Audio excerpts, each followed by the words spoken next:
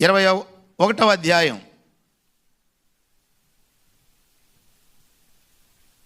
అంతటి నేను మొదటి వచ్చును, క్రొత్త ఆకాశమును క్రొత్త భూమిని చూచితిని.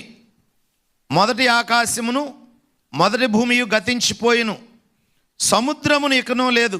సముద్రం యొక్క అవసరత లేదు ఇప్పుడు, భూమి ఆకాశాలు మాత్రమే ఉన్నాయి. 2, మరియు నేను నూతన యెరూషలేమును ఆ పరిశుద్ధ పట్టణము తన భర్త కొరకు అలంకరింపబడిన పెండ్లి కుమార్తె వలె సిద్ధపడి పరలోకమందున దేవుని యొద్ద నుండి దిగివచ్చుట చూచితిని. ఎవరు? సంఘం. 3వ వచనం. అప్పుడు ఇదిగో దేవుని నివాసము మనుషులతో కూడా ఉన్నది, ఆయన వారి మధ్య కాపురముండును, వారు ఆయన ప్రజల యుందురు, దేవుడు తానే వారి దేవుడయ్యుండి వారికి తోడయ్యుండును. దేవుడు మన